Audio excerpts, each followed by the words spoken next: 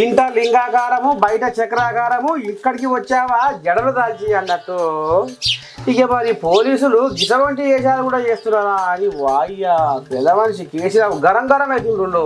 చిన్నసనాలేదు కథ చూద్దాం బాయ్. ఇంటికి ఇత్తడి చిలుక బయటికి బంగారు చిలుక అన్నట్టు పేరు మోస్తున్న రేవంత్ రెడ్డి ఆజ్ఞలో నడుస్తున్న పోలీసులారా మాకే ఉచ్చులు పెట్టి చిచ్చులు పెడుతున్నారు. ఇంతేనా బుద్ధులు కుర్రవాడా అంటే కతిమయ్యి కావిళ్ళతో వస్తాయి అన్నాడట అన్నట్టు. హాహా ఇగో మీ పనితీరు కూడా గట్టినే ఉందని పోలీసులకు సురుకులు పెట్టినాడనుల్లా పెద్ద మనిషి కేసీరావు. ఏమంటుండో ఇందాం పారి మనం కూడా.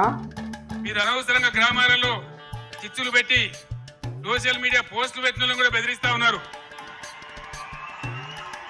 ఇది మంచిది కాదు.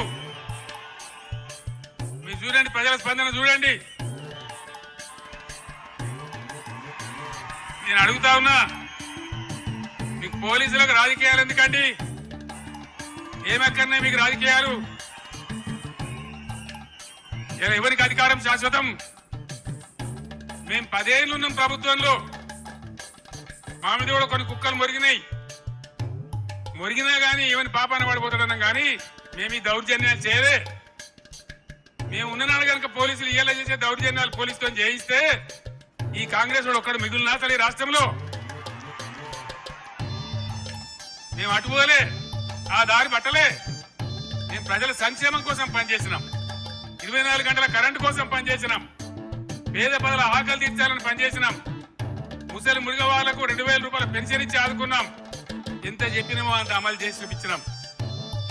ఒకటో అరనో తప్పితే అన్నిటికన్నీ అమలు చేసినాం. 1,70,000 మంది విద్యార్థులకు ఉద్యోగాలు కల్పించినాం. అన్ని కూడా చేసినాం. సరే, జరిగింది ఏదో జరిగింది.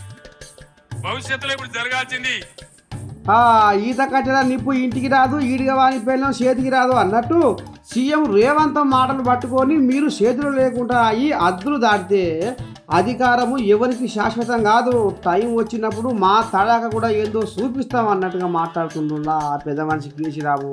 అమ్మ బాగానే గుండెల బలమైందే నాటుకుంటుందో సారుకు, అందుకనే ఇంత ఆయాసం వెళ్ళగలుగుతుంది పెద్ద మనిషి.